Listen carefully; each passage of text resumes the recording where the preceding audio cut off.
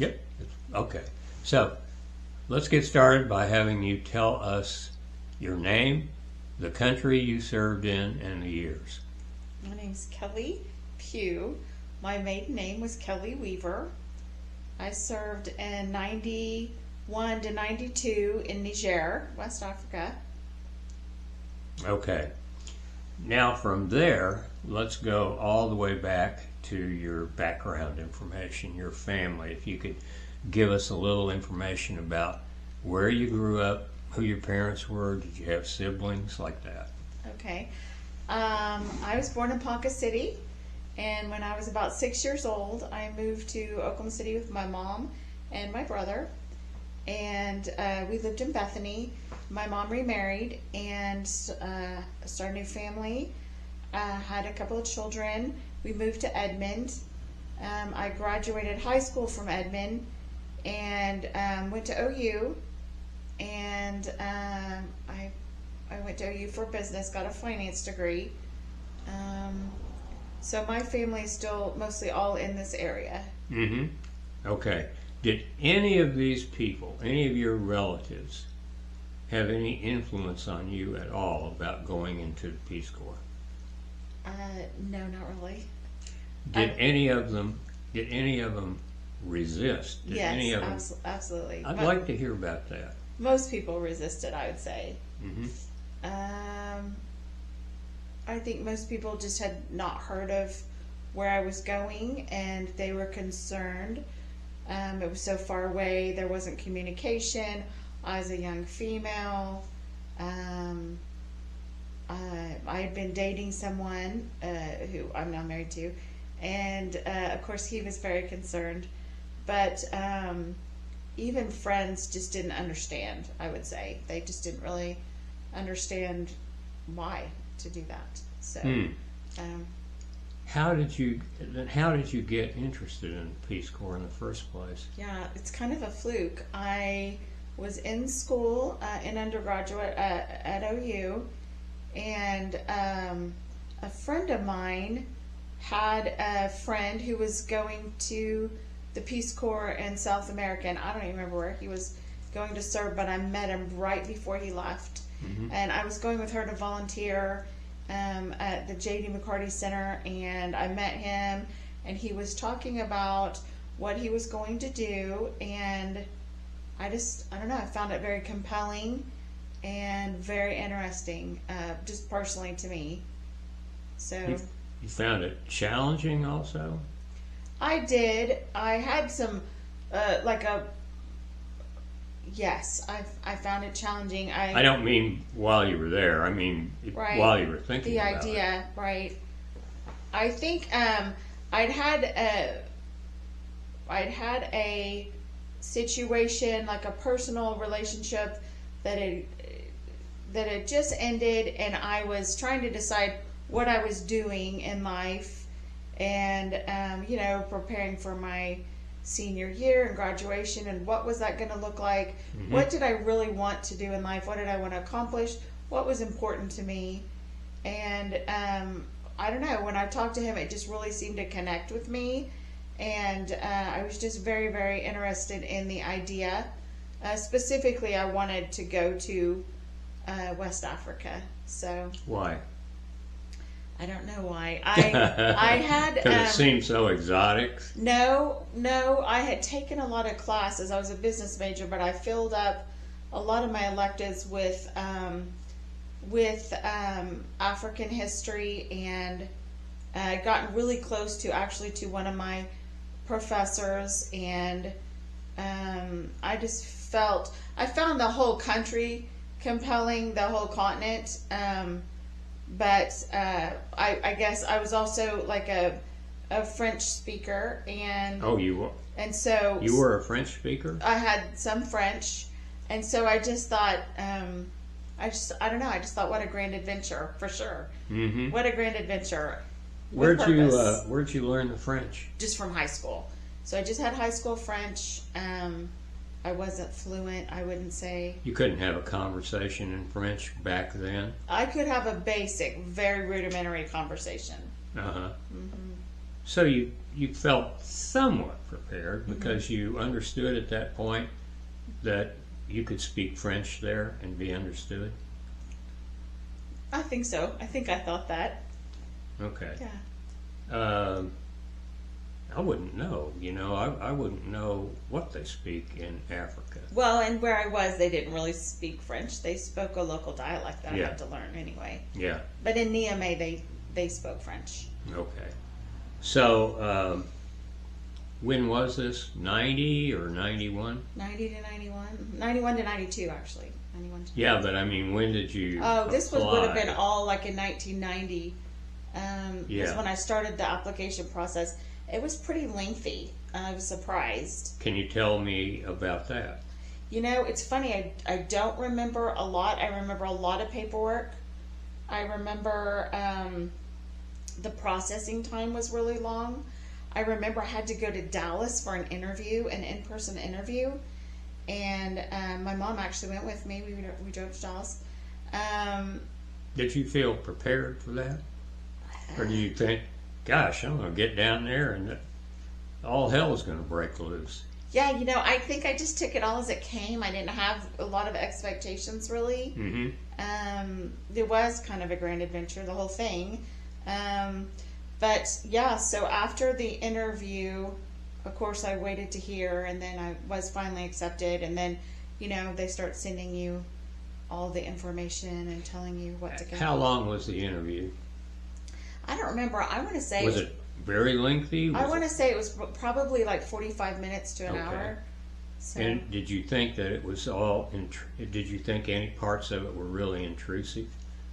I don't remember it being that way. No. Okay, so you came away from the interview feeling good. Yeah, feeling good. Not really sure if they would accept me or not. So. What did you think you could do?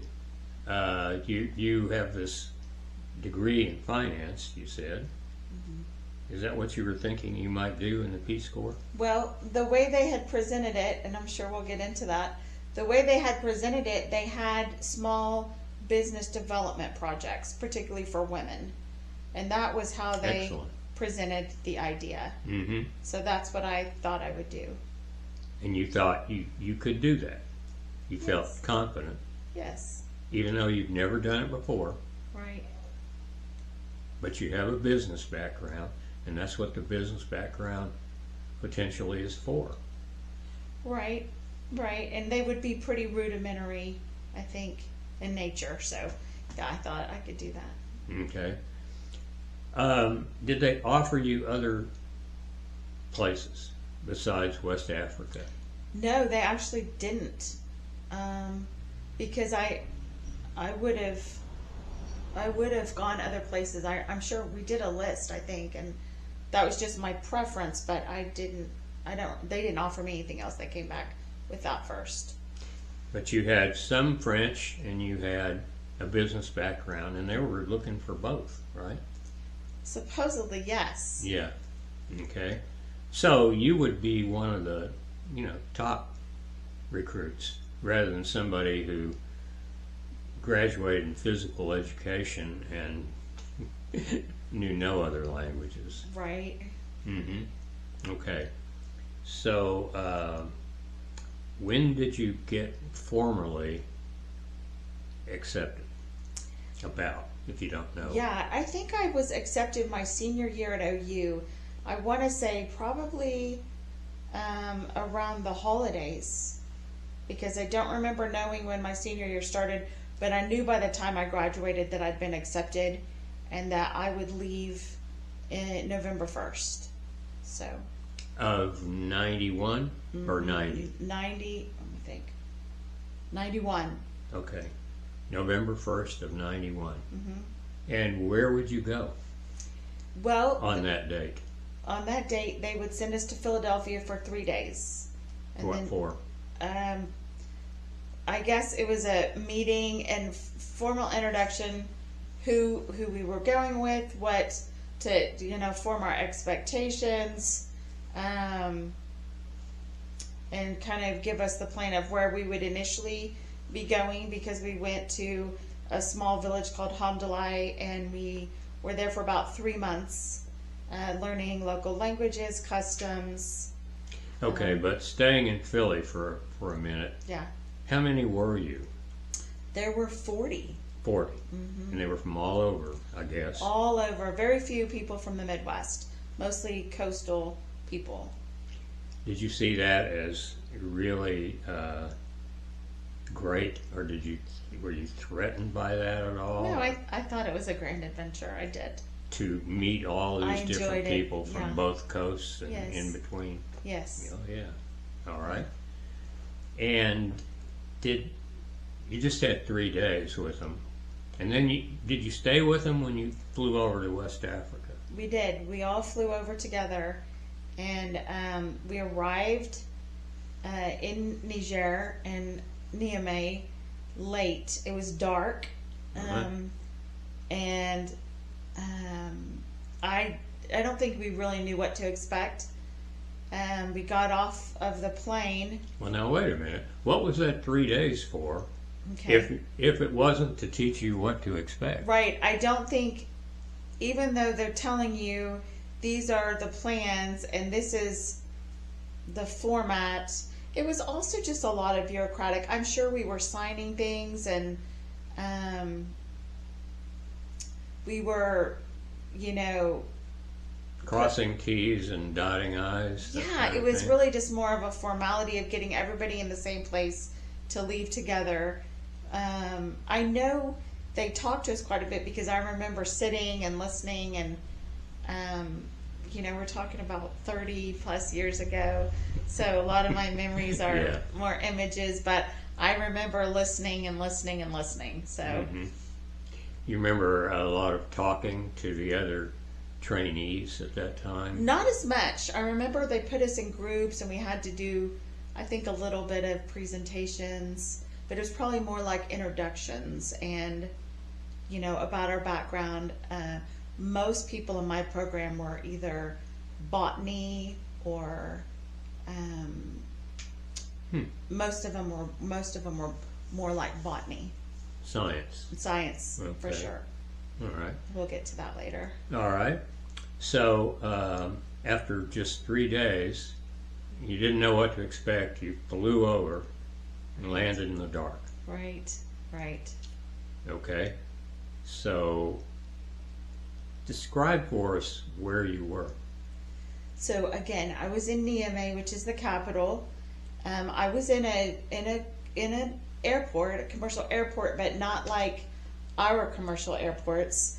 We got off the plane and went down the steps, and there was a lot of loud talking noises.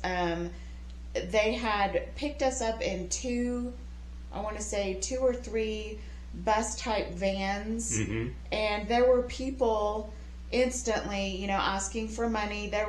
I remember it was shocking for me. There were people that were rolling around on pieces of wood that had wheels on the bottom because they didn't have legs, or maybe they only had one arm, no arm or legs, and a lot of leprosy. So from the very beginning, the scenery was so drastically different than anything I had ever seen in my life. It was dark. We got on the buses, and they were taking us again to a village called Hamdalai. And How far was that? I'm guessing it was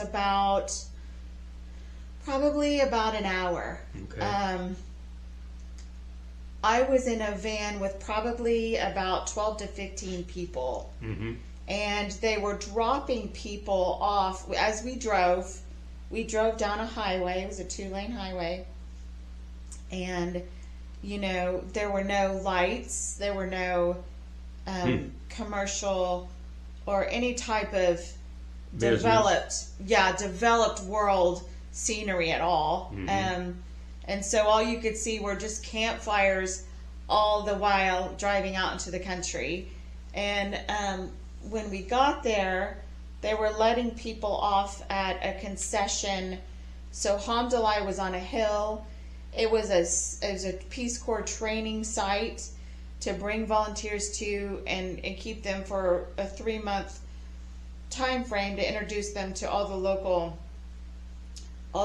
customs. And at the bottom of the site, at the bottom of the hill, was a village, and there were concessions in the village where they also housed volunteers because there wasn't enough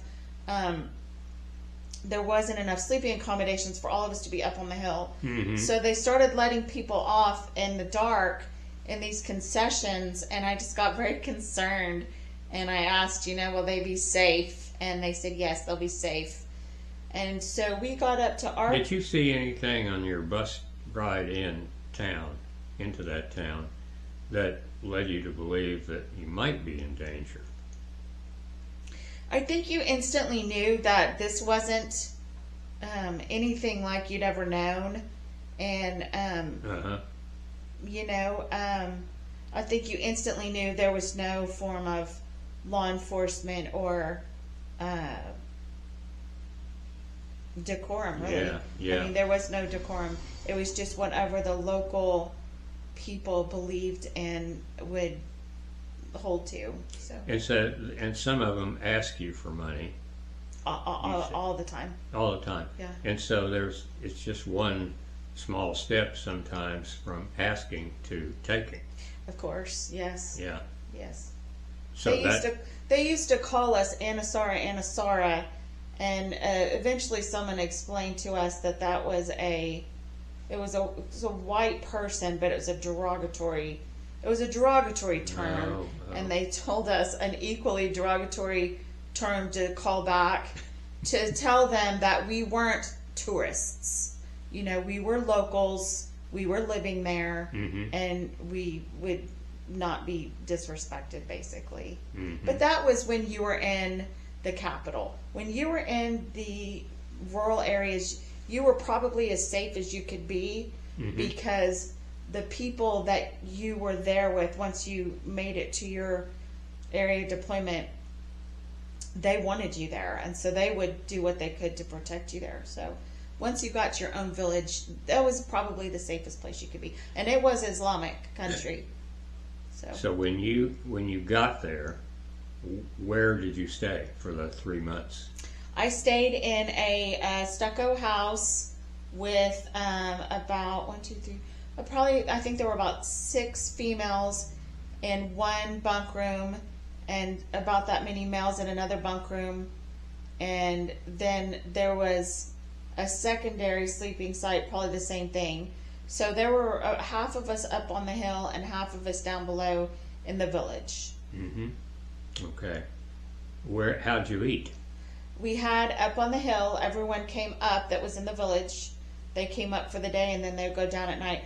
But we had a cafeteria. We had a building that housed a kitchen, and they had local chefs that made our food from local ingredients. So how was that? How did that food strike you? It was a you? big adjustment, for sure. Tell me about it. Well, some of the food was normal for us. I mean, some of the food, there was fruit, and that's probably all that's normal. Everything else was an adjustment. They used a lot of couscous. They used okra sauce. Niger is it's desert. They can grow mangoes near the river, but they grew a crop called millet that's similar to corn, but millet is the round kernel that you see, or the round ball in birdseed, and it grows in a real short duration. It looks like corn, but it grows in a very short growing season because they don't have much rain. So if they grow it quick, store it in granaries. And so most things consist of millet, and they smash it and crush it into a malto meal consistency, and they would put some vegetables and an okra sauce on top. And their custom was to, more like Middle Eastern, but their custom was to have a big plate of food, and the people would sit around that, and everyone would eat with their hands in the plate. And so initially for me, it was just a big adjustment.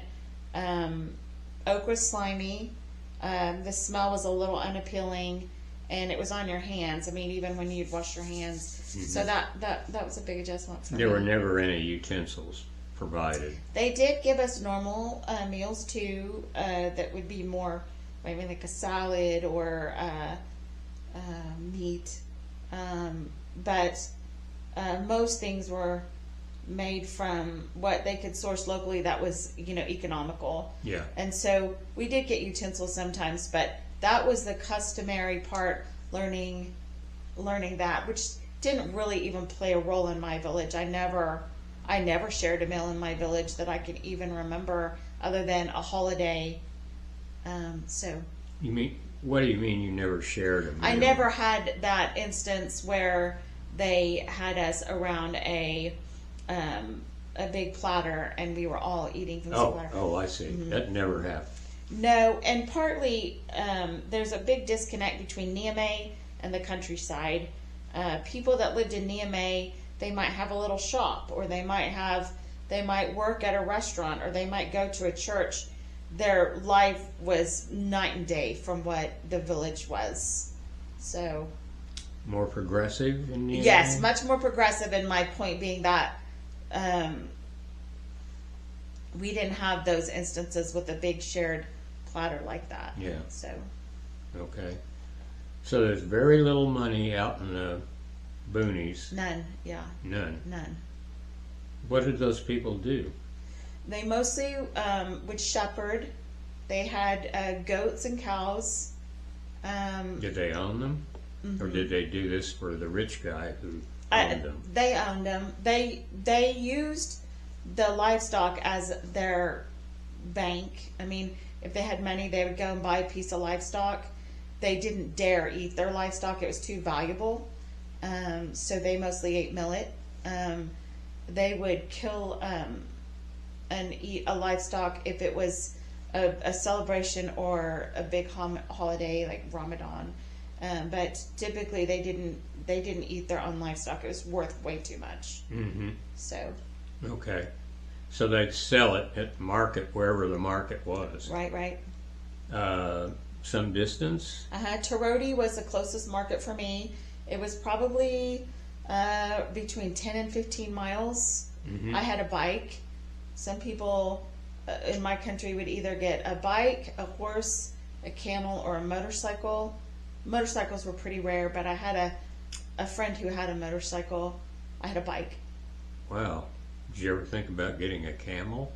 No. I knew a guy who had a camel, and it bit him, and he got infected, and he just said it was very contrary. They're very contrary. Mm-hmm. So, no. So that was out. No. So you had just a regular bicycle. Mountain bike. Yeah, and you would ride it 10 or 15 miles to backpack and a canteen and try not to get lost. Yeah. Gosh. It was different because the roads would change in the rainy season, and I did get lost once. And I actually had someone come and visit me. He was a team leader, and he lived in Tarodi, and he had a truck. Our team leader had a little, like a Toyota, small Toyota truck, and he could use that, and he could also transport us to Niamey, or someone could borrow it, so it was kind of shifted around. But one time they came out for me, and we were trying to go back, and I lost my way because it was a different time of year, and the roads had changed because of the rain. But anyway, there was no road. They were a little dirt path where people just walk back and forth. So. Did you got lost? How long were you lost? We weren't lost that long. I just took his truck over a ravine. So we found our way. We did fine. Okay. Were there, and you stayed there 3 months, were there any of your group there during the 3 months that said, I've had it? One of our friends got really sick, really sick. Niger is in sub-Saharan Africa. It's very, very hot, very, very dusty. There's just in the desert. And there was When you say very, very hot, do you mean the sweat is rolling off you, or? It's a dry heat, about 130 degrees. 130? Really? 120 degrees. Good But Lord. it's a dry heat. It's a different kind of heat. So maybe 120. I don't remember every 130. But the cool season, because the seasons are the opposite of ours, and so the cool season you did need a jacket, and it was cool. I mean, it was cool, and you needed either a sweater or a light jacket. Was that a few months long? Mm-hmm. Mm-hmm. So you didn't have a rainy season or a dry season? We did have a rainy season. The rainy season isn't very long either. Probably as long as the cold season. I mean, a couple of months both. Mostly it's just hot. Just hot and sunny. That's a typical. Wow. Yeah. So was typical when I was there. What'd you wear when it's 120 degrees Well, outside? it was Islamic country, and they were very, very conservative. So you had to clothe yourself. You had to clothe yourself completely. Mm-hmm. Yeah. I wore short sleeve T-shirts and long cotton pants is what I wore. Gosh. That's basically what I wore. Okay. Flip flops. So you said one person got sick. He did. He had to be medevaced because he was having just chronic sinusitis and respiratory infections from all the dust and all the, he just couldn't, his body couldn't tolerate. Well, 1 out of 40 isn't bad. No, we lost another one pretty quickly after that, and he was a firefighter, ironically, and he got medevaced for something similar. He had just gotten sick, got medevaced. I mean, slowly people would get sick, yes, and slowly people would be medevaced, yeah. And did some of them come back, or if there were some were medevaced? They went home. They went home. Oh, all the way home. Mm-hmm. They went home. So if you were medevaced out, you were gone. You were gone. Okay. So there were like 2 out of 2 or 3 right away. Like when we were in the village for 3 months, there were 2 that left. I mean. Mm-hmm. Yeah. 2. Well, that's not bad. No, not that. Most people went to their village. Okay. What did you learn during the 3 months that would? They taught us basic gardening for the climate. They taught us basic language skills. They taught us social norms and things to not do that were offensive. What were some? Dress appropriately, obviously. They should have said more. What about get drunk? Yeah, no, not so much on that. No, it was a very conservative area, very family-oriented area, and just having good decorum. There were volunteers that did things. I'm sure I know they did because I would hear stories. But what do you mean did things? Well, I mean there are people there with all kinds of lifestyles, I guess I would say. Sure. So some of the volunteers that were nearest to me, unfortunately for me at the time, they're all male. Anyone that was in a 100-mile radius of me, there were 3 or 4 males, and several of them had they liked to smoke pot. So that. And they got the pot somewhere around there? I don't know. Yes, huh. Yes. And they would go to meet up in Trody, but I didn't typically do that. I was pretty isolated. I was in a very isolated area, and up in the mountain, did you say? No, I was near the border of Burkina Faso in a village called I'm talking about this training period, 3 months. Hamdallah. Oh, nobody did that in Hamdallah. No. Oh, okay. Everybody was very well behaved, and so nobody went home from Hamdallah. Just the two men who got sick. Okay. All right. I want to ask some more about Hamdallah. Did you find out what you were going to do? Yes. So they immediately sat 3 of us down that were business majors. Everybody else was some form of science, botany. Were they going to be teachers, the science people? Well, here's what they said. They said, "We're sorry. You will not be doing small business development. We would like you to..." They said that to you? Yes. "You will not be doing small business development projects.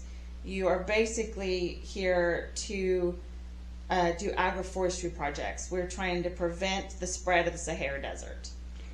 Well, that's fine, but that's bait and switch, isn't it? That was a big bait and switch. Good Lord. Did you get mad about that? Or the others? I think I was pretty annoyed, yes. I think I was pretty Did annoyed. you point out to them that yes, you told me I was going to be doing this, and now you're saying you're not? That seems like a pretty big flub up. Yes. So. But anyway, I mean, take it or leave it, right? Right, take it or leave it. There you are. So you're going to do agroforest? Agroforestry. We want you to plant trees. What do you know about, at this point, what do you know about agroforestry? I actually liked gardening. I was I love plants. I worked in I worked for TLC in high school, greenhouse. And, oh, yeah. my grandparents were all gardeners, had farms, acreages. So I loved gardening. So that was good. I knew something. Wasn't completely ignorant. And I enjoyed it, actually. But no, this was different. This was, here's your colma, you know, which was a stick, a machete, or not a machete, a hatchet. Like you had a stick and they would put a steel thing on the end, and you would go out and you would dig up your pepiniere, your little garden, and you would backfill, learning to make manure tea, and learning to gather thorns and try to keep out, predators, and try to grow stuff without a lot of water. What's the point? Agroforestry. We were also doing trees in these plastic, so these plastic pots. We would, plant seeds and grow trees, and the idea was to plant trees to agroforestry to stop spread. Did they tell you how much they were wanting? No. Many acres? Or no, we can get into that later. There was no outline. There was no skeleton. There was no plan whatsoever. I was literally dumped off and left. There was no infrastructure that I was given at all. None. Just the title, no agroforestry. No goals. No, we will be back for you in 30 days. Let us know. Take an assessment. No. Here you go.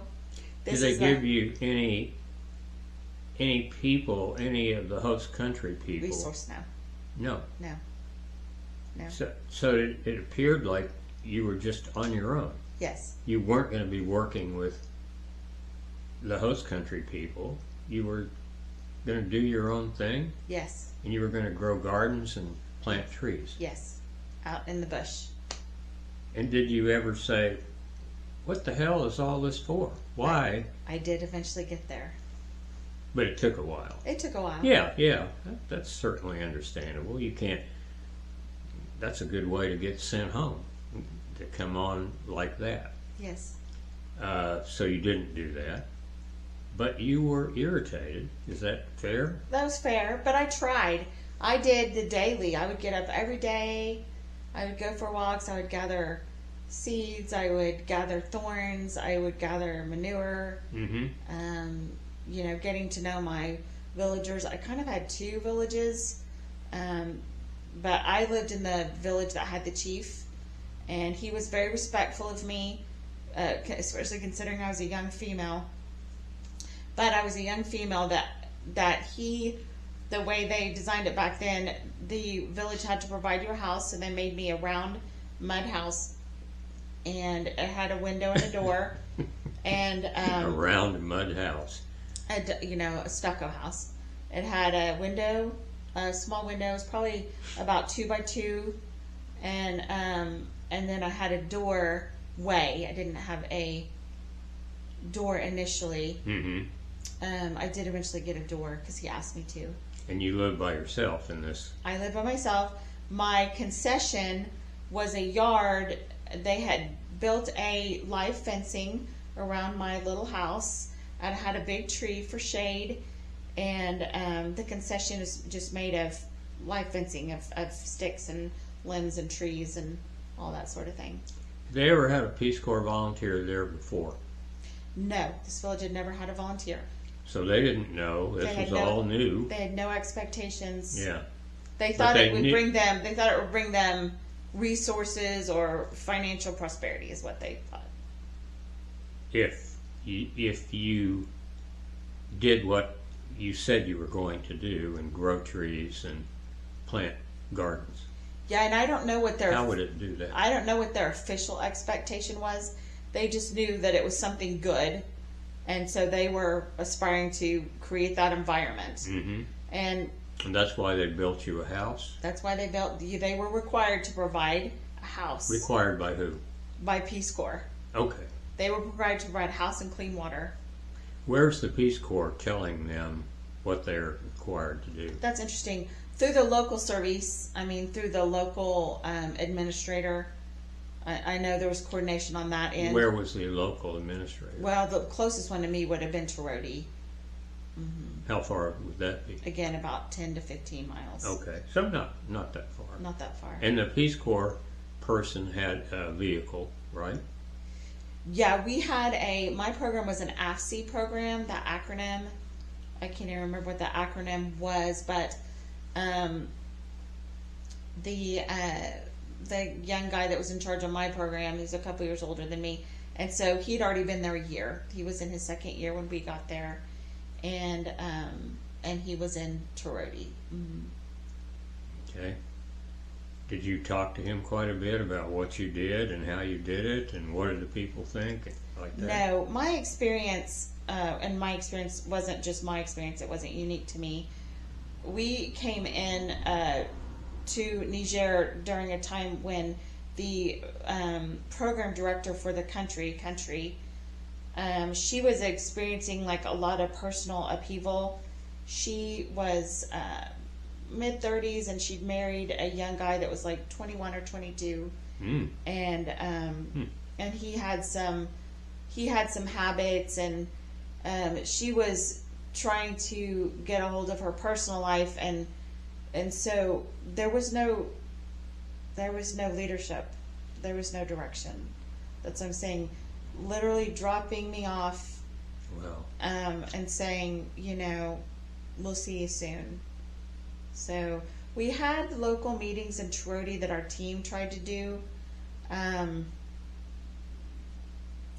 planning meetings, assessment meetings, what's going on in your village, what do you need, what does your village need, that type of thing.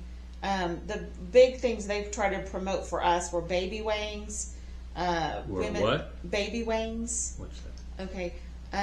So when women didn't have breast milk and their babies were, starving, they would have a baby weighing, and women could bring their babies from far away, other villages, nearby villages, and have the baby weighed, learn how to make the porridge, get a bunch of porridge, and just kind of be educated on, hey, this is an alternative.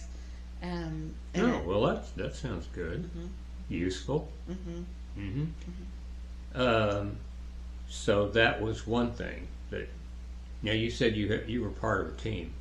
Well, who's the team? Haven't heard anything. So there was a guy named Jay that was our leader, like I said, in Terodi, and where the country that I was in, Peace Corps had been in for I think 32 years by the time I got there. I don't know that we'd made a huge amount of headway. It's hard to say. It was a very, very poor country. My villagers didn't have shoes. Kids didn't have shoes or clothes. No plumbing. Oh gosh, no. No.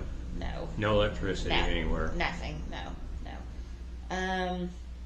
Which was part of the issue with the agroforestry. So they had to cut down things to make fires to cook food, right?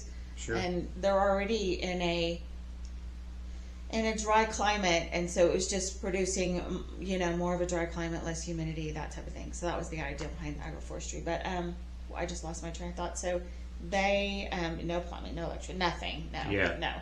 No. Huh. No. Gosh, that's some adjustment, right? Yeah, it's a big adjustment. Mm-hmm. I just had a lot of personal time, obviously. I made myself a little bathroom, so I built a grass wall, and I laid concrete or smeared concrete for a floor so I could have bucket showers. in there, bucket bath. Uh-huh. And then I had a bathroom that they were required to do with my house, which was a oil drum buried with a square hole in the top. And so you would use that for the bathroom and then just cover it with a bowl. How would the water stay in there? Was that a reservoir of water? No, there's no water. The oil drum was just for going to the bathroom. Oh, waste? Yes. It was just waste, and it was buried. All right. Okay. Yeah, that was one of my jobs in the Philippines, was to take those oil drums, dig the hole, put the oil drum down in it, and then put a concrete bowl connected to the top of the oil drum. Oh. And then the people didn't sit on that because that was not done. They'd squat over it. Interesting. Yeah. We didn't have a concrete bowl. We just had a square hole, but that's fine. But the thing is, the thing that's interesting here for me is that these toilets, these called water seal toilets, were only constructed where there was a water source, Right. because you needed a flush. Right. It doesn't sound like you didn't had have any a water water source. No. Yeah. My well was probably about maybe 3/4 of a mile from where I lived, and I paid a lot of times girls to bring me water. That was the norm, and they would just bring a bowl here or a pitcher there, and I used little girls. That's just what they did. The little boys got to go to school, which was just going and sitting in someone's concession, and they would read the Quran to them. But the little girls didn't go to school; they just worked. So the boys went to school. Which wasn't our school. It was just learning the Quran. How are you doing on language now? You know, initially not so well, but eventually I held my own for sure. How? A lot of times I talked to the kids a lot. The kids had the most time when their chores were done. They would come over. They were so intrigued, and so we would go back and forth. They would give me a word and in their language, and I would give them a word. They want to learn English, so I'd give them a word in my language, and so just pointing and learning, and so that was kind of fun. I like kids, so that was fun. But learning words and connecting them and speaking. Right. No, that was just the fluently exchange, the daily exchange, talking to people. There were some certain women that would come by every day. My chief came by frequently.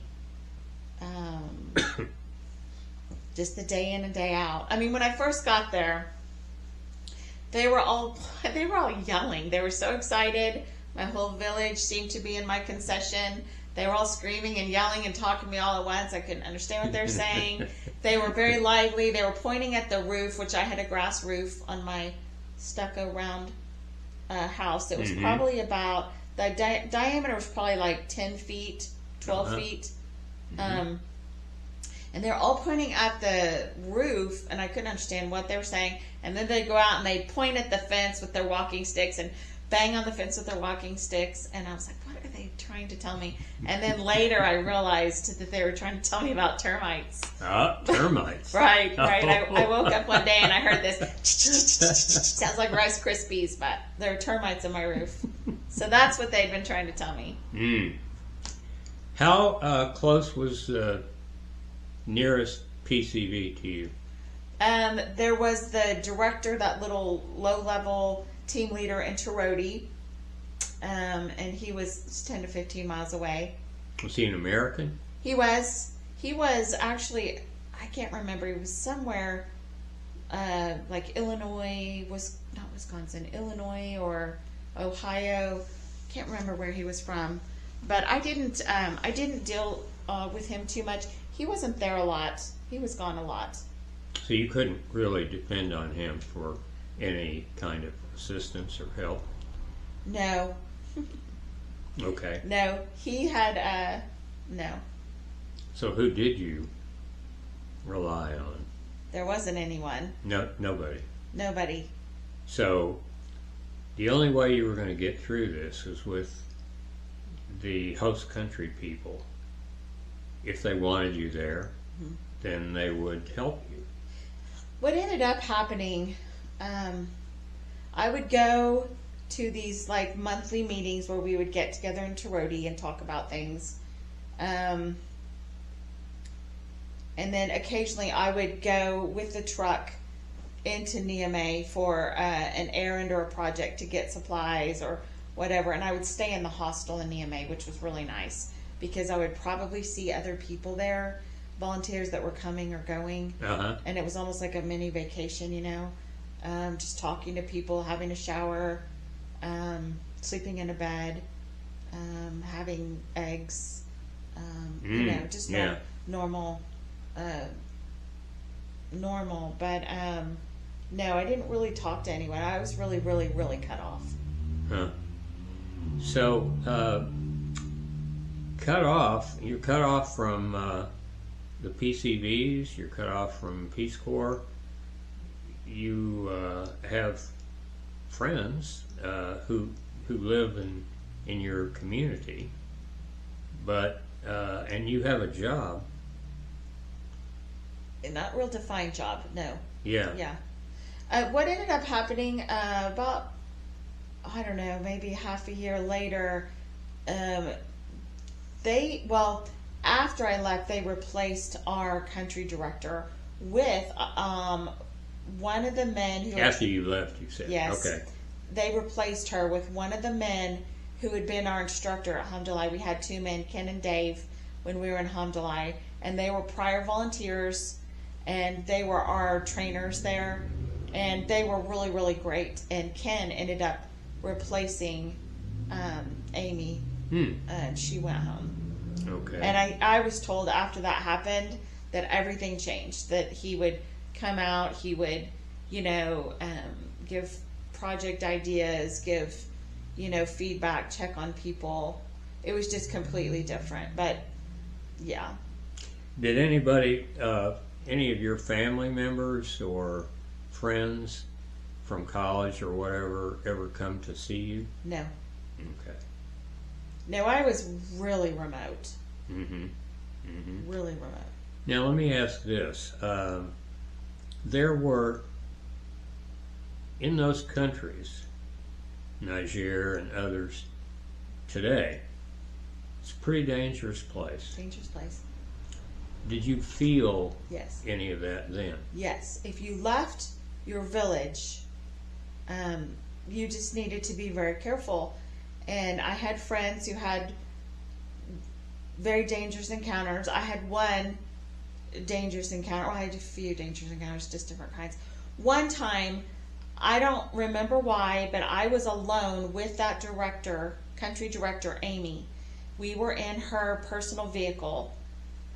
We were leaving Hamdallah and going into Niamey for some reason, and we were stopped by a roadblock, which there were roadblocks everywhere because there were coups going on all the time. And it was very unstable. And we got stopped, and I didn't have a very good language set yet, language skills, local. And we got stopped, and he got us out, and for some reason he was very mad. He was very mad. He was mad at me. Who was this? The soldiers that stopped us. Okay. He's throwing his gun around, screaming at us, yelling at us, and she told me, she said, just stay calm, just stay calm, just stay calm, you know. And eventually he let us go, and we went on. I never had that encounter again with the roadblock, ever. I had an encounter in my village once, because when I did go to Terodi once a month, the reason I didn't go more often is the men that were there, the young guys that were there, they would drink and smoke pot. And so I just didn't go for social reasons other than the meeting. But when I would go for the meeting, we would typically go, there was a little bar in Terodi where you would sit out in the sand and drink a beer. And one time somebody followed me home and wouldn't leave. And he did eventually leave, thankfully. Did you tell him to... I kept telling that him. he needed to leave? Yeah, but he insisted. I was in an Islamic country. I was a young female without a chaperone, and that was just perceived not well. And that's the part they didn't prepare us for. Several of my female friends had, incidences similar to mine. Some of them were hit. For men who thought they were entitled. Yes, and didn't understand the logic. Why would you leave your family and your protection and go somewhere? It seemed like a harlot to them. They didn't understand the concept. I see. So for them, you were free game. You were you chosen not to stand to your protection. So. Did you have any protectors? I did. My village was good, but during that incident, I had a young man that was a neighbor come over, and I asked him to please make this person leave, and he laughed at me, and he left. And I was so upset with him. He was young. He was probably like 19, and very common custom there for grandchildren to stay and care for grandparents while the parents moved away and worked, because there was no industry, there's no wages, it was very, very poor.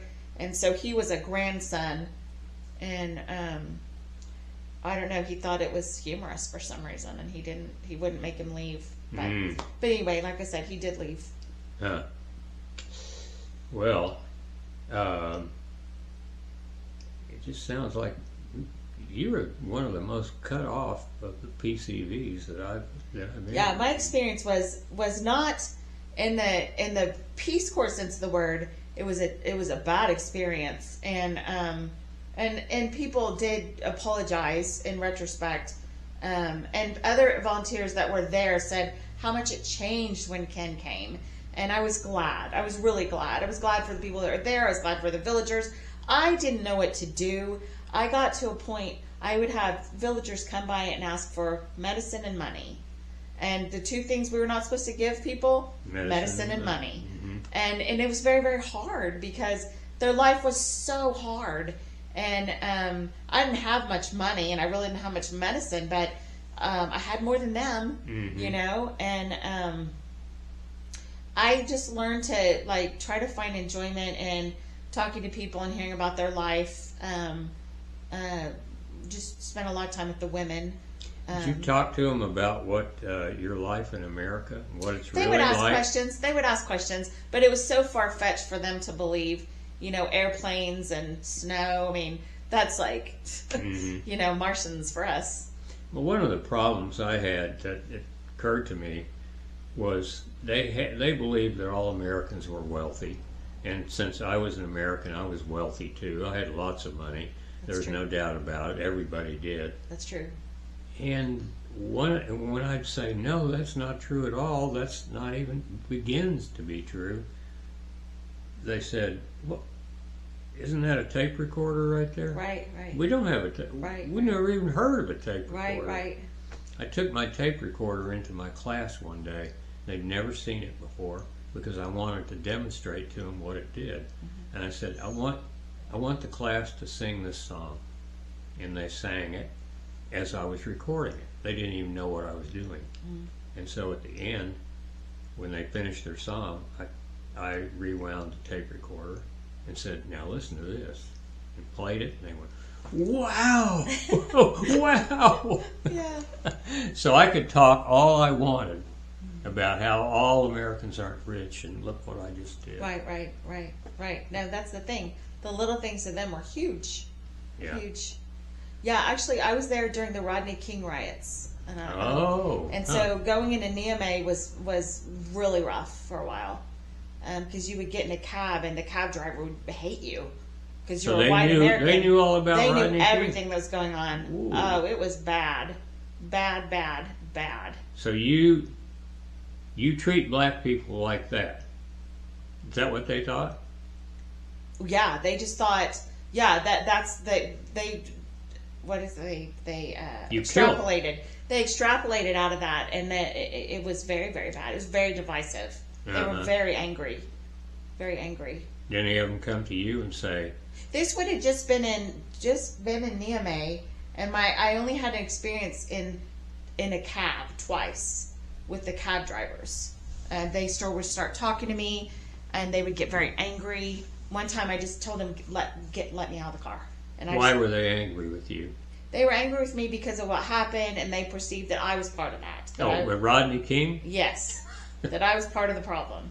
because I was from America and I was white. Uh-huh. So. Yeah. And no amount of talk would dissuade them or convince them that wasn't you. They weren't right about you. No, there's no way to convince that. No. Because of the gap in the language.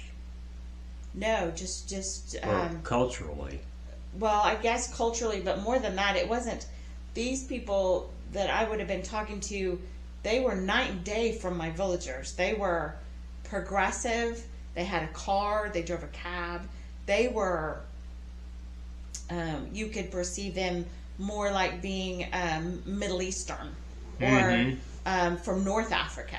Much more worldly. Much more worldly. Yeah. So they had access to a radio. They had access to the news. They had access to politics, you know. My villagers totally cut off from all that. All they cared about were their families, you know. So, what would you tell your family and your friends back home? What would you write to them about your experience? I tried to focus on nature and people and stories. There were some hardships, you know, just with villagers that were kind of heartbreaking. I had a friend from Ghana. She had a baby, and she'd been married and living in Ghana, and her husband died, and she couldn't have even been 30 years old, I don't think. But her husband had died, and her in-laws took her older 2 children and sent her back to my village to live with her brother and her baby. So her husband died, and she lost her older children. Wow. And she didn't have means or transportation to get to go see them. I mean, they were lost, truly lost. Gosh. So she had this little baby. So you wrote to your friends about that? Just about local, the kids and the families and the lifestyle and how people lived, that type of thing. Now, when I said that I made tape recordings that I sent home, you said you did too. I did do right? that. Okay. And you got tape recordings from I did. them? From my parents, my boyfriend. I loved it when I got those things. I did too. I guess you did too. I did right? too. Yeah. Did you ever keep a journal? I wrote some things, but I didn't keep a journal. I was actually having a very hard time because of my circumstances and because of my isolation. I was having a very hard time internally processing, and I would try to go. I remember I would go on a walk or take my bike and take paper, and I would go and I would sit there and try to write, and I was so, I don't know if it was just overwhelmed. Probably. But I just couldn't even do it. Couldn't express yourself. I couldn't do it. I understand. I had a real routine that kept me going. You know, I'd get up and I would go gather seeds while it's cool. I'd usually have a little bit of powdered oatmeal and powdered milk, and then I would come back and I'd try to do a little bit of gardening, and then I would take a little cut bath. I would listen to the news, and intermittently I'm talking to people throughout the day, obviously. And then neighbors. And then I had a radio shortwave. I would listen to NPR, and I would usually make a little bit of just plain pasta with salt and pepper, and I'd probably take another cut bath, and you know, that was it. I mean, that was kind of what I did day in and day out. Did any major happening occur in the U.S. while you were there? Yeah, the Rodney King. The Rodney riots, King. Yeah. Okay. Yeah. Not like 9/11, but still, it was. My villagers weren't really concerned with it, but when you would go into the Capitol, they were very concerned with it. Yeah. Yeah. Did they ask you for explanations? No. I wonder why not. I mean, you're an American. They'd already made their decision. Happened there. No explanation. Was it because you were a female? I think a lot of it was because I was female. Didn't that kind of make you mad? You know, at the time, I don't think it did make me mad. I think I was... That they regard females as inferior to the males. No, at the time I had so much grace. I understood all that. They actually had us do a sex education lesson for the men of the village, and I remember just thinking, I don't know if I can get through this. And they wanted me to repeatedly do it, like as a platform, like teaching education, family planning. That's what they called it. Okay. Family planning, education. Mm-hmm. And I got through one. A young female in a very conservative Islamic country. Mm-hmm. They don't want to hear what you have to say about that. They are not interested. So they were polite. They assembled just the to men. hear you. Just the men were allowed to assemble, yes. Oh, okay. No women were allowed. But after that one, they said, no, I don't want any more of that. Well, that's just propaganda. Yeah, that's just propaganda. That's right. That's right. Their kids were their only joy. Their wealth was in their children. That was their life. That was their future. They didn't have material wealth. They didn't have any material wealth. No. So. Where did their kids go to school? No, the boys had the local, religious training, and then the girls would get up and start beating millet at 5 a.m. with their moms. So where I lived, they used a giant mortar and pestle, and they pound, and the pestle would be like 6 feet tall, and probably, I don't know, 4 or 5 inches in diameter, and they just pound from dawn to dusk. Good Lord. And the little girls learn to do that right away. I mean, the mamas are walking around with a baby on back, a baby on front, and they're pounding all day. So you're just witnessing this. Drawing water, I'm pounding. Nothing you can do about it. There's really nothing I could do because I'm constrained by the religious beliefs, and I don't want to be insulting. And I'm constrained by my isolation, really, even from the Peace Corps at that time. I did try to, help give gardening or that type of thing. I tried to help with, health or women. But I wasn't hugely successful in that area, really, Because there wasn't really an apparatus, no or a infrastructure, method, no infrastructure at all. Yeah.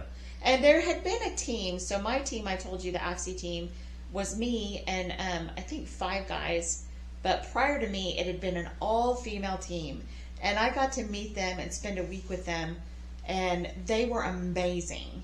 And they would have come and gotten me and said, hey, we're going to go do this today. We want you to learn how to do that. Or we're going to show you how to do this. But my team was comprised of some young men who didn't really have any ambition. The reason they were there was not the same reason that I was there. They didn't want to work at home. They basically, were living a life of ease, really, and doing what they wanted. And so they didn't have ambition to do projects or, and I wasn't interested in the fellowship that they had to offer, I guess.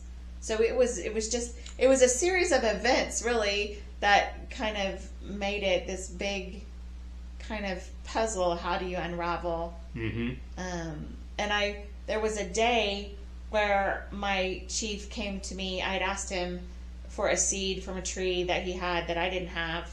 And I said, hey, can I have some of these seeds? And he said, yeah, you need to make sure that you soak that seed overnight and then scar it with a knife before you plant it. And I remember this was my true epiphany and breaking point where I thought, what am I doing here? I am some stupid 22-year-old girl with a business degree from a university, and these people have lived out here for 2,000 years in the desert and survived.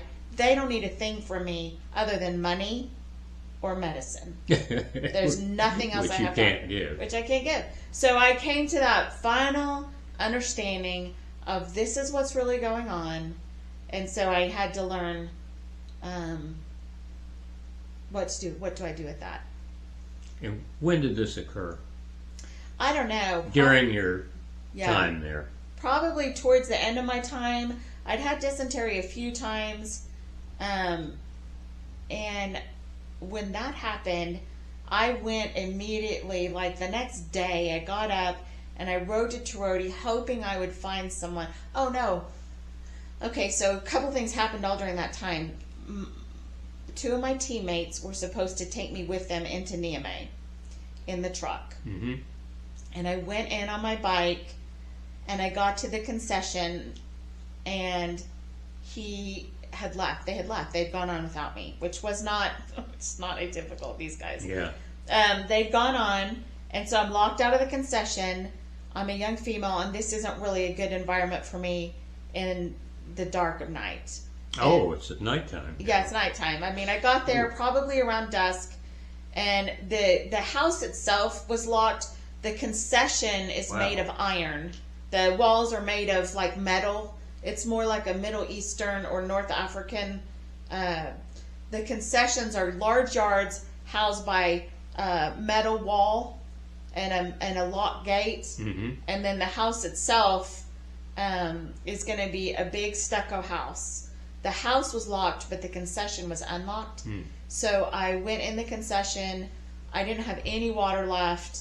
I remember going and buying there's a little vendors that would have like a table with stuff for sale on it, and I bought a little thing of juice. I went back and found a pitchfork. I opened my juice. I sat on the ground in the dark, and I thought, okay, here we are. And that night, the next morning, another volunteer on my team came who had a motorcycle. I told you I had a friend with a motorcycle. He came. He was this kid from Wisconsin, very business major like me. Interesting kid. Didn't eat that whole time we were there, saving all his money for when he goes home. Super skinny at this point. And he came and we had a long talk. We had a long talk that next day. And that's when I kind of started in my mind thinking, I need to decide what I'm going to do. Uh-huh. And about what month was this? It was probably in May. I really wanted to stay, but I didn't know if I could make it at the time. I just didn't know if I could make it in complete isolation, not having anything. I'm a very task-oriented person. I'm a type A personality, and just keeping myself busy constructively was becoming very difficult for me. Mm-hmm. And I was having a hard time just encouraging myself. And you could look out into your future and see that nothing was going to change. Nothing was going to change here. Mm-hmm. And it was me being a young person and thinking, okay, 2 years from now, my life, what's going to change? Because here, there's nothing that's going to change. They had a new program. They had two programs. They had this agroforestry, and then they had another program that involved nursing, education, and in the fall, they would send that volunteer to any villages that needed that. And I knew that if I left, they would get another volunteer. Who could do that? And that's useful. What you're doing, not so useful. Not very useful. Did you try to, in your own mind, rationalize what you were doing so that it didn't seem so worthless? I did. I tried so hard. Mm-hmm. I really did. I kept planting tree seeds and kept trying to grow stuff, but usually the lizards and the scorpions got to everything. Lizards would eat anything I'd plant. One little thing would sprout up and I tried to grow, like in my little bath, I had a little jar and I tried to grow flower seeds in it, and anytime one would sprout, I'd be so excited, and then they'd come along and gobble it up. But I did. I tried really hard to stick with it. I did. Did you have people that you consider to be your friends, your real friends? They were so very, very far away. They were very far away. There was no... Who were they? I had several female volunteers that were very good friends, but they were in the No, I'm not talking about Peace Corps. I'm talking about at the home. people who live there, the host country people. No. There was such a divide. I'm a young, educated person from a first world country, and a type A to boot. Yeah, these women aren't allowed. It's a polygamous country, so most men had more than one wife, and when it was prayer time, the men would go to pray. Like, I'm trying to think how to explain this. Ramadan. I enjoyed Ramadan. I enjoyed the culture and seeing everything, and it was a festivity for them. But for example, this is a metaphor for the culture. The men would line up in prayer lines, and bow and have with their mats. But the women weren't allowed to go. Only women that were allowed to go, very old women.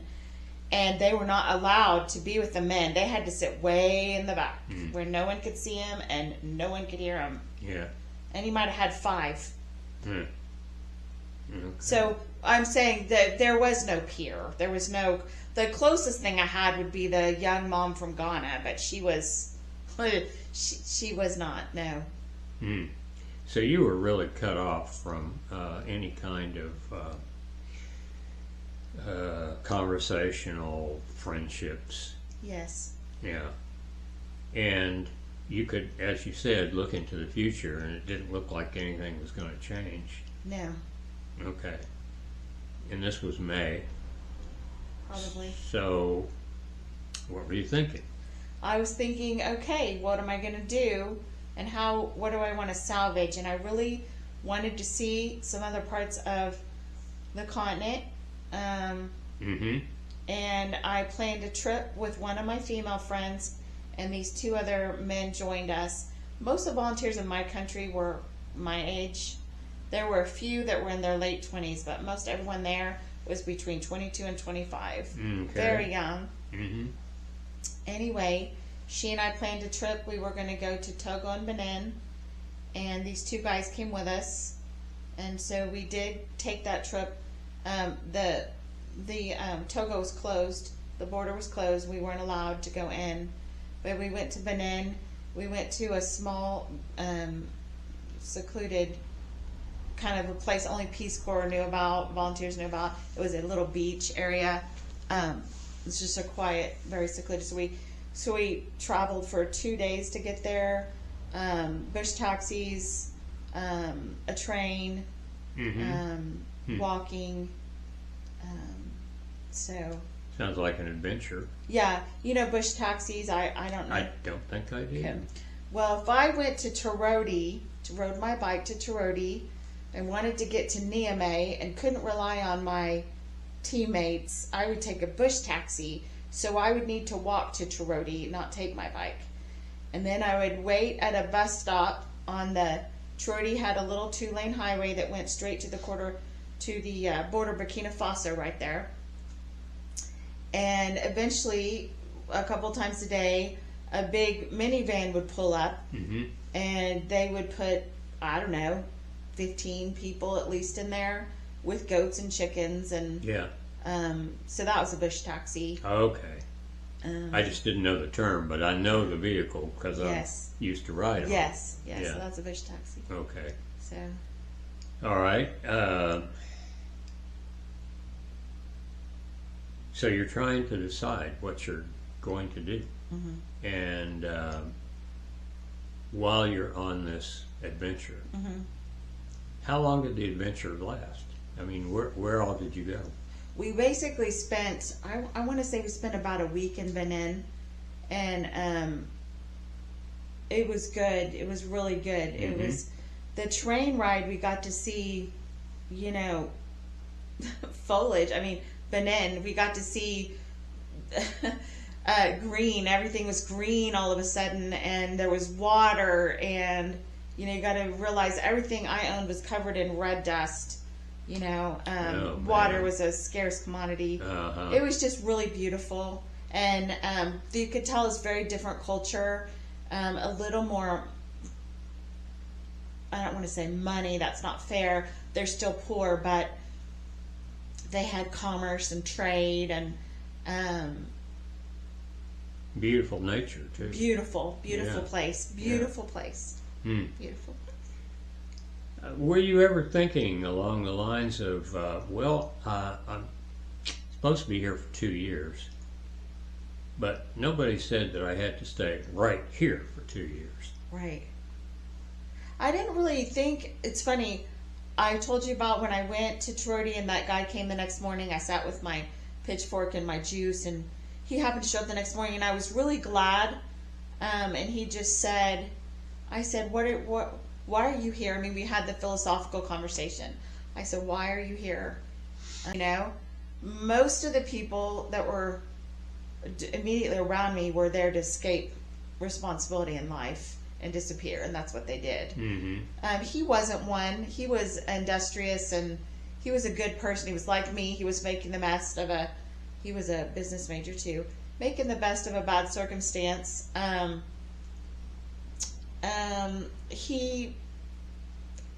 He didn't really have an answer for me. We talked about other people. Most people either wanted to escape life, that was one motivating factor for staying, wanted to live in Africa, wanted the non-competitive government job status, or wanted the travel benefits after Peace Corps, which I wanted all those things too. Sure.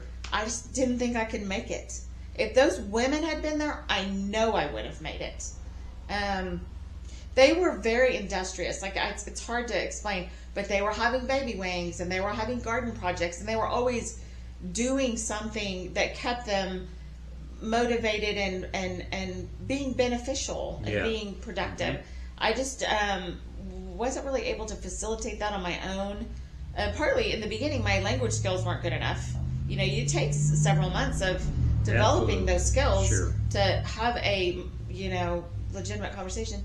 But then I also didn't have the social clout. Being a young female, I could have worked with the women and been fine, but there was never going to be a project I could do with the men. It would have to be something that my other team members brought the clout because they were male, and that didn't really bother me. But the thought of going to another location, I never thought of. I just didn't. I didn't think of it. I didn't think of it. I didn't think of it at the time. Well, I'm sure glad that I did think of it, and I went to that other location and had a great year. Great experience. Yeah, and whereas if I'd stayed, it wouldn't have been terrible because I was a teacher and I had a class and I went to the class every day, so it wasn't terrible, but it wasn't what I hoped for. Right. You know. So one of the things that I think Peace Corps could do better is encourage people. Encourage PCVs. You know, if you're having trouble, let's talk about it. Right. I don't know, and maybe in some countries now that's truer than it used to be, but I just think that when you're out in a situation like you were in, it's a shame, you know, to just stay there because there is nowhere else to go except home. Is that the point you got to? That's the point I got to. Like I said, we did a little traveling. My friend that I went with ultimately got a really bad foot infection. Her horse stepped on her foot, she got worms, and she eventually got medevaced, but it was several months after I left. She was from Tennessee. She came to my wedding a couple of years later. Oh, she's the only volunteer I actually kept in touch with over a long period of time.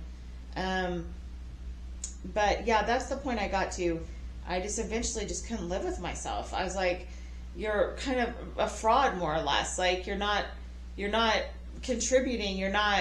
There's no reason for you to be taking up space. Why don't you let a nurse come here who can do something that can help them? The most helpful thing I did for my villagers was when I left, I got to give them all my stuff. That's the most helpful thing I ever did. You know? Would you call that your greatest accomplishment? Probably. Probably. Oh, now come on.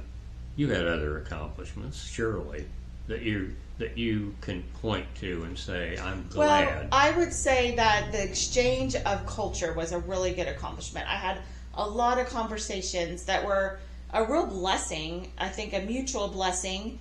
And I didn't talk about my faith very much, but we talked about theirs a lot, because that was the cultural norm.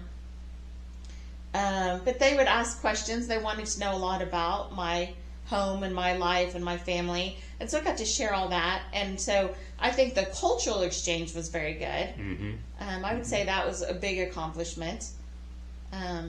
So they learned about you. Well, they learned about a world outside of their world that they will never see or hear or experience. Mm-hmm. Did they think you were making some of this up? No, I don't think they thought that. I had photos. And of course I had a camera. I took photos of them.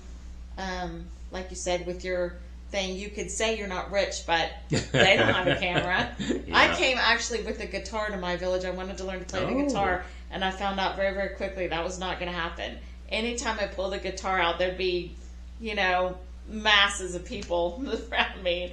There was just no way to... That wanted to hear you play. Well, they just wanted to hear the guitar, and I didn't know how to play. Yeah. Oh, you didn't know. So it wasn't very... I wanted to learn, but I'm just saying... yeah. The exchange was probably the biggest accomplishment, I would say. Okay. So after you got this notion that maybe you needed to leave, how much time went by? It didn't take a long time. I had dysentery again after that, and I had to go into Niamey because I had dysentery. I had to get there, which was hard because I was so sick. But I did, and I was in the little infirmary for... whatever. And one of my peers was there. He had malaria. So we were in the same room. He was one of the guys on my team, actually. Mm-hmm. And I would say I started talking to the nurse then. And I said, I am thinking about... And she said, well, take some time. Make sure it's a big decision. Make sure, Is that an American nurse? Yes, she was. Okay. She was older. She was probably in her 40s, late 40s. She was a really nice lady. Mm-hmm. And... she said, go back, take some time, think about it, decide what you want out of the rest of your time, and then let us know when you're ready. It'll go quickly. And she was right. It goes very quickly. Okay. She didn't encourage you one way or the other. She didn't say, oh, yeah, I know what you're going through. No. Go on. No, she didn't. Or, don't be a quitter. No, she didn't. Yeah. She was very, very gracious. No, that's great. That's just who you needed to see at that time. Mm-hmm. Okay. So, how much time then in May? You were supposed to be there until when? November? Yeah, we got there November. I didn't leave till the end of June, the beginning of July. Okay. I did, again, I went back. I just kept doing that soul searching.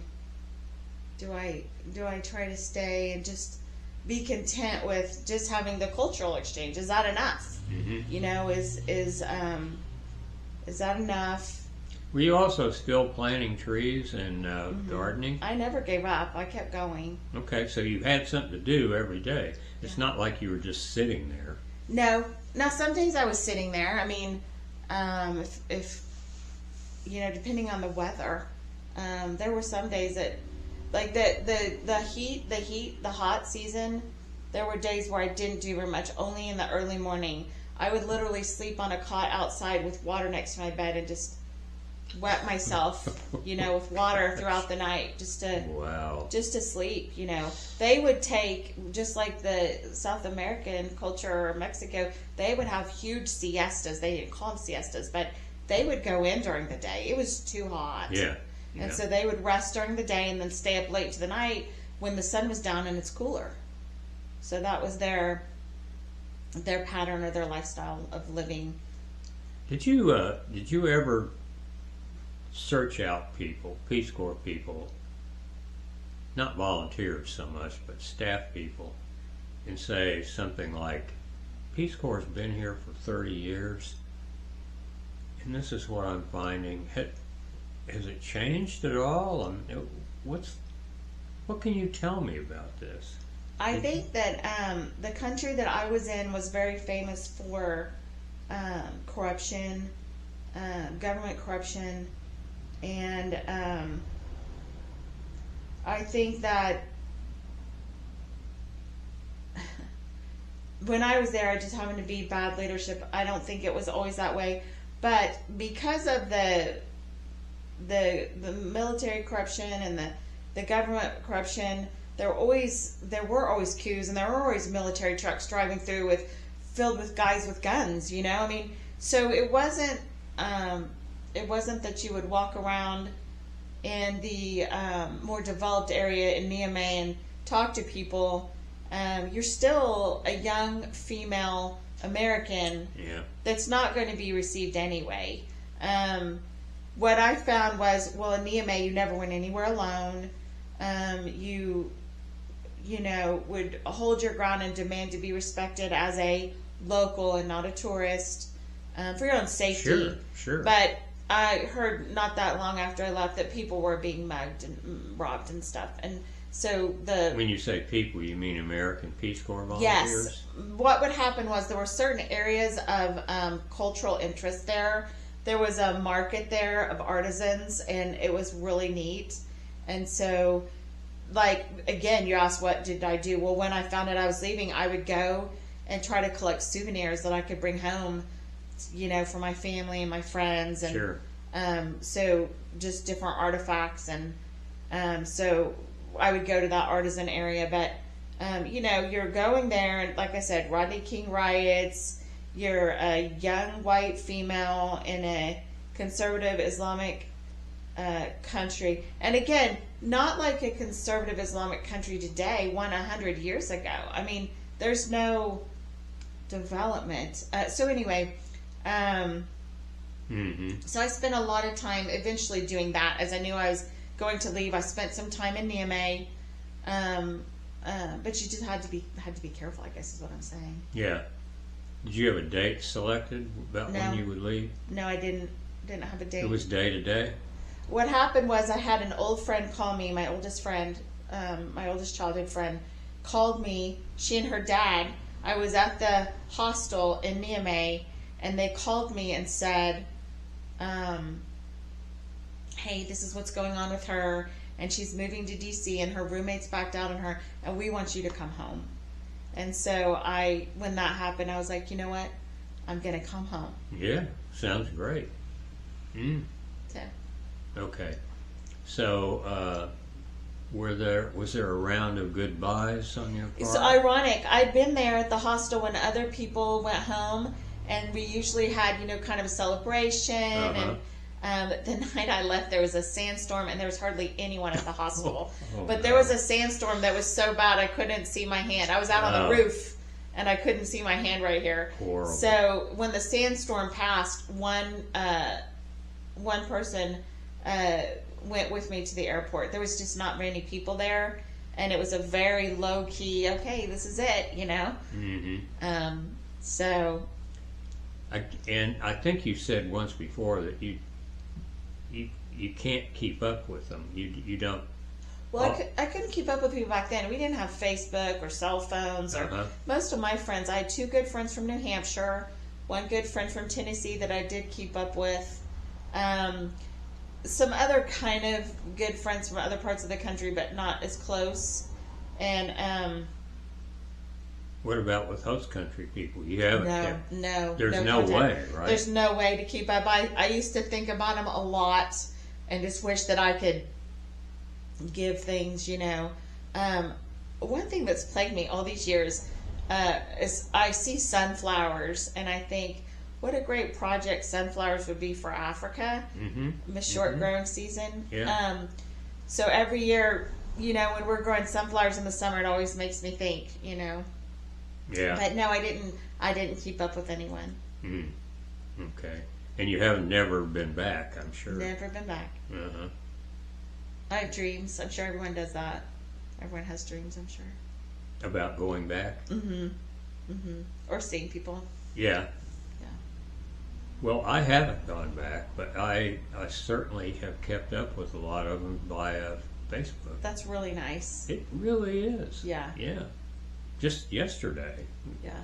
this person and I were chatting back That's and forth. really nice. Yeah. That's really nice. No, my villagers didn't have TVs. I mean, they didn't have phones. They didn't have computers. They didn't have. And since you haven't been there, then you really have no idea if it looks exactly the same or if it...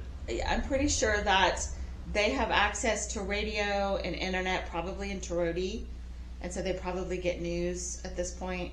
But they're still not going to have cell phones. I mean, Yeah. they wouldn't have any money to buy that. They're still living in the same houses and living the same kind of agrarian lifestyle. Have you ever thought about speaking to people who might be interested in Peace Corps about Peace Corps?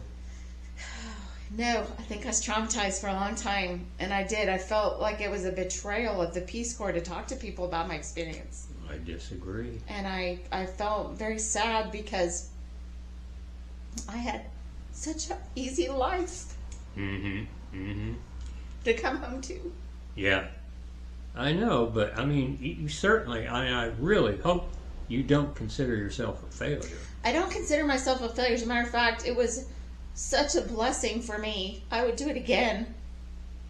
You would, after all that. But I would leave again. You would go there for a shorter time. I would go through the whole experience over again, but I think I would come to the same conclusion in the end. But I don't regret going. It was an amazing experience that I experience of a lifetime, of Absolutely. a million lifetimes that most people will never know. Can't even imagine. They can't imagine. I came home and went in the bathroom and turned the water on. I smelled the towels. You know, it was just so, for a while, it was just so hard when I got home. Yeah. I experienced that too. I Yeah. remember one day my mother asked me to go to the store and get a couple things for her. So I went to a Safeway here in Oklahoma City and got out of the car, went into the Safeway, started looking around. This was like within 3 or 4 days after I got back. And I got lightheaded and threw up. Just overwhelmed. Yeah. Yes, just absolutely So overwhelmed. overwhelmed with smell, sight, Yeah. everything. Yeah. That didn't happen again, but it happened that one One time. time. That's how I was in my mom's bathroom. I was just so overwhelmed. When I came home, my best friend that had asked me to go to see, she was there, and she and my mom, you know, were so excited. I was going through my bag, and I was pulling out my clothes, and they were just throwing them in the trash as we pulled things out, you know, just red, full of dust, you know. But I kept a lot of things over the years. Some of my artifacts have broken, sadly, but I still have maps that I drew. I drew a lot of maps of my area, and letters. Kept letters. Kept all of them? A lot of them. And they kept yours too? Did your family keep your letters? You know, my mom, I think, gave me letters back years ago. I mean, this is 33 or so years ago, so long. But my mom gave me back some, I think. Yeah. But I have a lot of photographs. I have a lot that are framed in my home, and then a lot that are in albums. I don't get them out much. I don't either. I have a whole bunch of photographs up there that were taken with my cheap nothing camera, and they're not very good photographs, but they're memories. Each one is a memory, and so I keep them around. But I don't look at them that often. I look at them more now that I've been doing this interviewing than I ever did before. Yeah, I can see that. Yeah. Well, is there anything that you would like to say that I haven't given you a chance to say about your experience? I think the most important thing about the Peace Corps is to just have an extremely open mind and don't have I'm any. going to shut this curtain. There's a light on your Oh, yeah. half of your face. Not to have any specific expectations, I would say. Because the cultural experience alone is the experience of a lifetime. Mm-hmm. And it puts life in perspective, that you'll always have that gift of knowing that other people don't have that gift. They can't. So that's something that you take with you. I remember when I first came home, a college friend of mine, a guy, asked me, he was going on a Romanian project. And when I first came home, he goes, it must be really interesting when you walk in a room to realize that you are exceptional. And I was like, what are you talking about? And he's like, well, just that you had an experience that most people will never have. And Absolutely. I had never thought about it that way, but that is really encapsulates very much what the Peace Corps experience is. Everyone's obviously is very, very different. And mine in some ways was tragic, but it wasn't because I didn't do something. It was just a series of unfortunate events in leadership that happened to be there when I was there. Mm-hmm. And it changed after you left. It did, and there were people in other parts of the country under different programs anyway that were doing different things. And so, like I say, it's a box of chocolates, and you don't know what you're going to get. And my two friends from New Hampshire stayed, and they traveled together, and then they came home. Yep. So, yeah. But they were very far east, out by Chad. So you wouldn't have any reluctance at all to recommend Peace Corps to anybody? No. If they're interested? No, I wouldn't. Mm-hmm. I would just want them to know that it could be rough or it could be great. Mm-hmm. And it's probably going to be some of both. In the middle. Yeah. Mm-hmm. Yeah. Mm-hmm. Well, all right. I think that will do it, unless you have anything else that you just thought of that you want to add. No, nothing else. Okay.